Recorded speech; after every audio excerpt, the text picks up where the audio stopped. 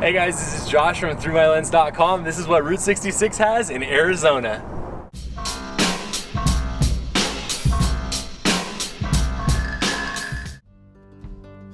My goal for this video series was just to capture my dad and I's journey on Route 66 and to show what the route looked like in June of 2019. If you want to see the first video I made on California, you can click the link in the description. I tried my best to get all the facts correct, but forgive me if I missed something, and here's what we saw on Route 66 in Arizona. After crossing over the Colorado River and seeing Old Trails Bridge and the famous Needles, we made it into Arizona. We passed California and we're entering into Arizona. From the state line, you'll get off immediately on Oatman Highway, and you'll start the longest uninterrupted stretch of Route 66 that's still left. It's about 158 miles and it goes from the Colorado River to around the town of Ash Fork. Made it to our first stop in Arizona, Oatman, where we're gonna get some dinner and check out all of the donkeys that are supposedly exploring the town. Located in the Black Mountains, one of the most picturesque parts of the Route 66 drive, Oatman is famous for the way the town's been preserved and for the fact that donkeys just wander the streets. We got there pretty late in the day, but we were still able to make a few stops. It was bound to happen eventually. How do I get out of here? These are the residents of Oatman. Hey, donkey. After hanging out with the donkeys, we headed into the Oatman Hotel to grab dinner. This hotel is supposedly haunted and it was built in 1902. It's also where Clark Gable and Carole Lombard spent their honeymoon night, and you can still see the room upstairs. The restaurant walls are lined with dollar bills and you can make your mark and then staple them to the wall. ThroughMyLens.com. We grabbed burgers here right before they closed and then explored a little bit more of the town. Oatman Hotel, that's where we went for dinner. Good food, fun atmosphere, dollar bills everywhere. Definitely look at when they closed though, because they stopped serving at 5:30 when we came. The small town had a few more things to explore, but most of it was closed, and so we headed on to our next destination. This would be a fun but hot time to be in Oatman. Very nice. Do not miss Oatman when you come to Arizona. It is such a fun town. The drive from Oatman to Kingman is one of the most beautiful on all of Route 66, as it winds up through the Black Mountains and takes you over Sitgreaves Pass. This area used to be dangerous in the 20s and 30s, as the steep downhill slant was tough for many drivers. After going over the pass, you'll get to Cool Springs, which has a small museum and gift shop, and it's a fun place to grab a drink.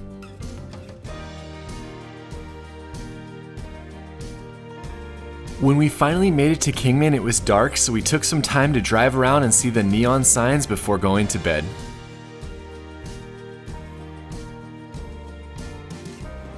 Day 3, leaving from the Rambling Rose in Kingman, and we're heading to Flagstaff tonight. We didn't get to see much of Kingman the night before, so we backtracked a little bit to see what the town had to offer before heading on. First stop of the day, Powerhouse Museum. One of the things you'll notice about Route 66 is that most of the major towns have their own Route 66 museum. Some are definitely better than others, and the one in Kingman, Arizona is one of the best. It has a ton of history and interactive exhibits that you can see, and I definitely recommend that you stop by. When you're in Arizona, you can pick up a passport, as you can get stamps for the different locations that you visit. This is where we learned about the Route 66 passports, and you can get one just for the state of Arizona, or you can get one for the entire drive. I recommend the one for the entire drive, as it's a lot of fun to stop and get stamps and little trinkets that they give you.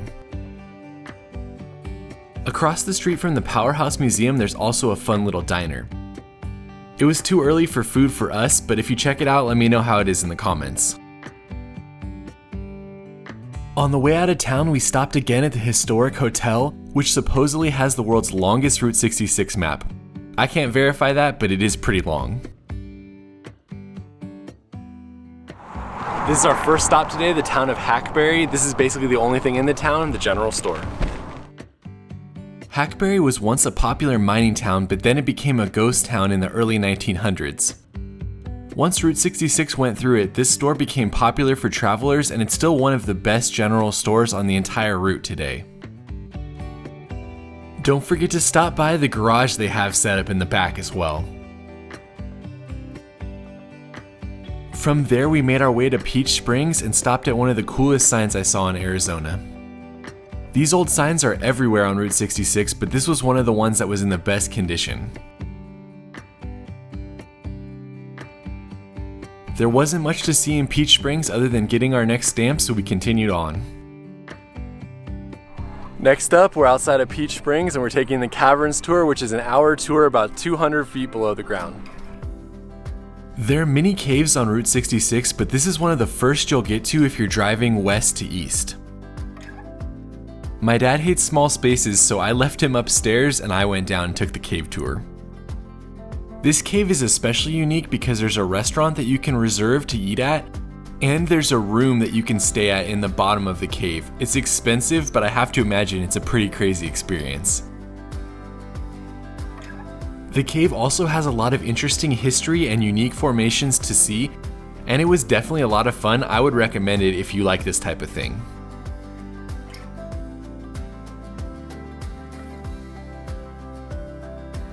From there, it was on to Seligman, one of the most famous towns on Route 66.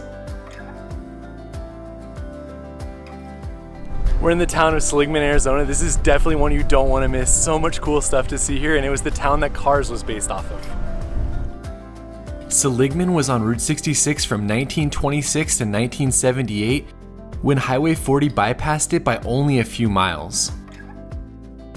This essentially killed the town until Angel Delgadillo revived it and made it what it is today, one of Route 66's most popular stops.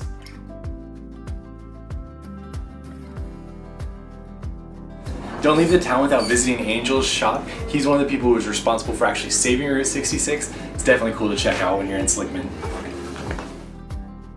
If you're lucky, you may even run into Angel, but either way, be sure to check out the shop and grab some memorabilia.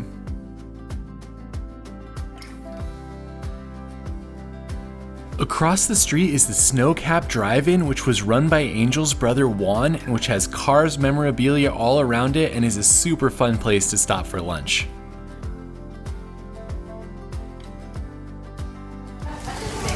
It's a good sized hot dog.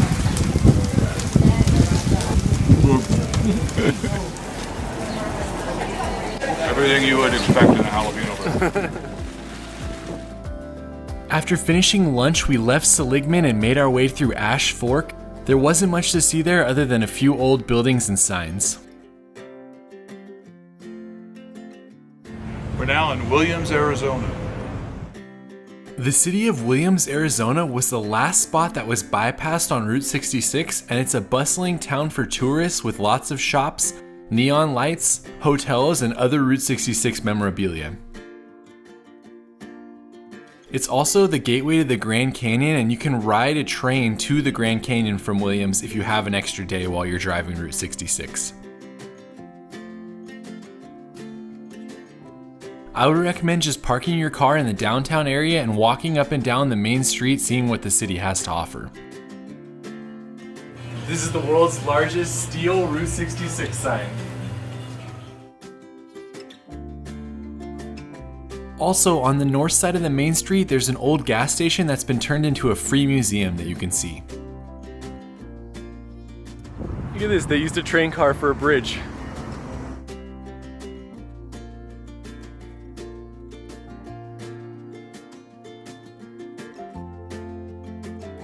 Williams is also a good jumping off point for the Grand Canyon. You can actually take the train there. We're not going this time, but you can also drive from Flagstaff, and here's some clips of last time I was there.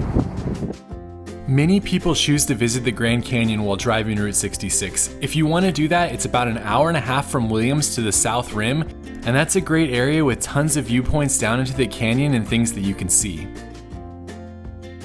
If you choose to go from Flagstaff, it's about an hour and a half to a different and less touristy part of the Grand Canyon, which has the Desert View Watchtower, one of my favorite things to see on the rim. Alright, now back to Route 66 with our arrival at Flagstaff. We made it to Flagstaff. Our first stop is at the Museum Club. It was a taxidermy place in the 30s, then it turned into a bar. We're gonna go grab a drink. The Museum Club is an awesome historic Route 66 watering hole, and it's still a place where you can see taxidermy animals and catch some live music. After grabbing a drink, we headed back into Flagstaff to check into our hotel. Just checked into our hotel in Flagstaff, the Hotel Monte Vista. Super cool spot from the 1930s, right in the middle of downtown Flagstaff. This hotel opened in 1927, it's supposedly haunted, and it's had many famous guests. Michael J. Fox, Bing Crosby, pretty cool. After getting checked into the hotel, we walked around downtown and made our way over to Lumberyard Brewing Company for dinner. We got the tri-tip, but we got poblano chili cheese grits, baby. It's going to be amazing. This spot had great food, and it was right next to the train tracks, so it was cool to watch the trains go by as we sat on the outside patio.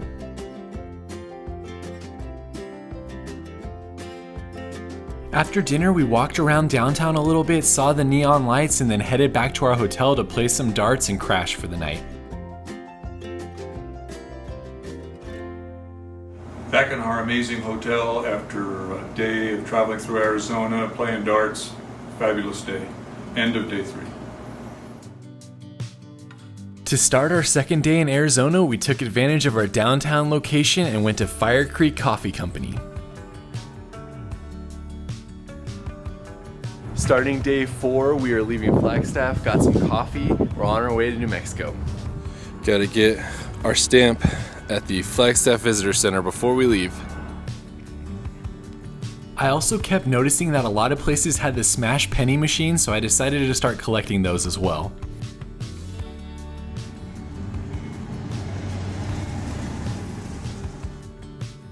On the way out of town, there was a few more signs and old buildings to see before making our way to our first stop. This is our first stop today, about 15 miles outside of Flagstaff, Twin Arrows. Twin Arrows was another favorite stopping point for people on Route 66 as the two arrows beckoned them into the trading post that sat nearby. Unfortunately, when Highway 40 came, it was hard to keep the trading post in business and it became the ghost town that it is today.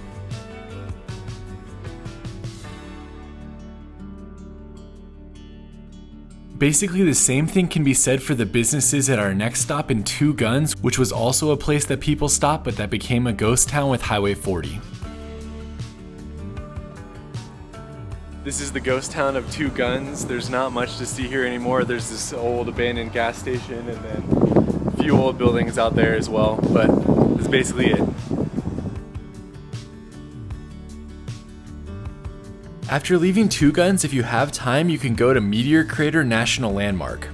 This attraction is pricey, but it gives you access to a viewpoint from which you can see a crater that was created by an 150-foot meteor that impacted the Earth. It's certainly something unique to see while you're driving through Arizona. From there was about a 25-minute drive to our next stop in Winslow. Our first stop in the city was at the Visitor Center, where we saw some of the exhibits they had on Route 66 and Native American history and got our passport stamped. Look at this awesome piece of petrified wood I got at the Visitor Center in Winslow, Arizona. So these sculptures were created by Peter Toth in the 70s and the 80s. He traveled our nation and created these things. These are called the Trail of the Whispering Giants to honor Native Americans. The sculpture, a few Burma shave signs, and these old trains were all in the park that's right next to the Visitor Center. From there, we headed into the downtown area and stopped at what's supposedly the world's smallest church before making it to the main attraction in the city. We made it to Winslow, Arizona, standing on the corner park over there from the Eagles song. Take it easy. And there's a flatbed Ford right there. Standing on a corner park is an area that honors the famous Eagles song Take It Easy and the line that talks about being in Winslow, Arizona. I can't play it for you because I probably would get a copyright strike, but you can hear my dad singing it a little bit in the background. It's a girl, my lord, in a flatbed Ford, slowing down.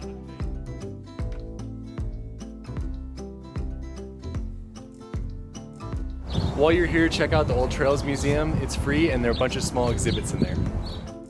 If you're into the history, the museum is right next to Standing on a Corner Park, and while it doesn't have a lot of Route 66 history, it has a lot of area history.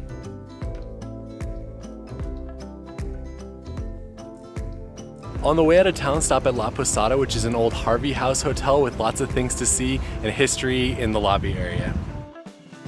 This hotel is really beautiful and it has a fancy dining area if you're looking for a place to eat, or a bunch of rooms if you're looking for a place to stay. We just walked around the lobby and hallways and saw a lot of the art and decor that they had on display.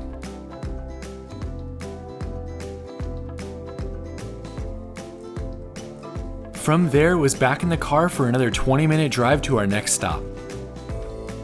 This is our next stop, the Jackrabbit Trading Post in Arizona. Yeah, there you go. It's meant for a small child. It looks like it's about built for you, that Jackrabbit does. The Jackrabbit Trading Post was one of my favorite stops on Route 66 in Arizona.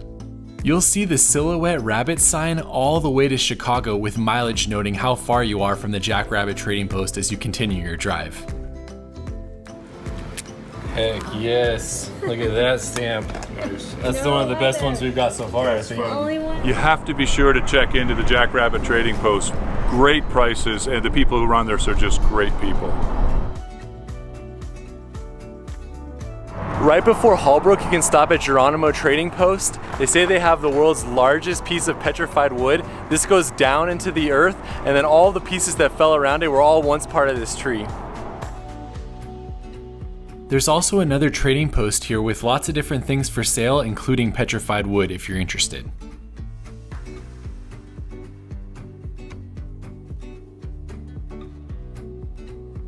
This is the second Wigwam Motel on Route 66. We're in Holbrook right now. We're not staying here tonight because we already stayed in the San Bernardino one, but it's still a really cool spot. Definitely worth staying at if you're driving the route. This one's especially cool because there's classic cars outside every one of the wigwams. This is a really fun photo spot. All the classic cars and the wigwams behind it are awesome to see.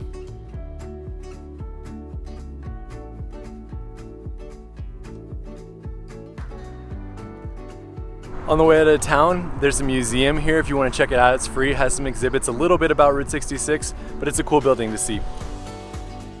After looking at the different exhibits in the museum, it was 25 minutes to our next stop.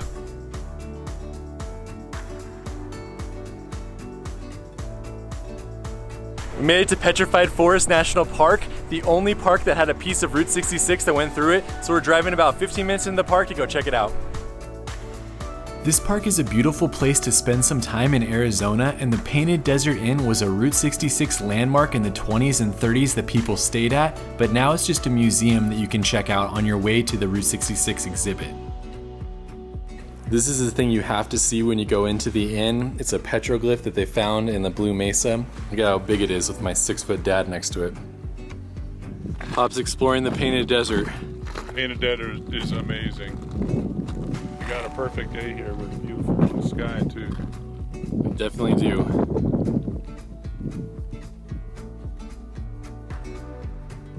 This is where historic Route 66 goes through the park. There's an old abandoned car here, and then the telephone pole line is the original alignment. We're not going to explore the park anymore, but you can click in the description to see a video on the entire park, which you need about a half day to a full day for.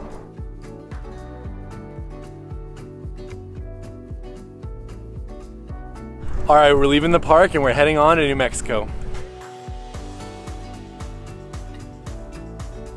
On the way to New Mexico, we stopped off to take a picture of a few more signs and to make our last stop at an old ghost town called Fort Courage. This is Fort Courage. It's the replica of an old TV show set from the show F Troop. It's basically abandoned now. I didn't know what F Troop was myself, but my dad was excited to explore it a little bit. There's also another great trading post known as Yellow Horse right on the border of Arizona and New Mexico that you can stop at. That's it for our time on Route 66 in Arizona, and you can see the New Mexico video next week or in the description if it's already been posted. Thanks for exploring with us, and if you want to hear more about any of these spots, go to throughmylens.com.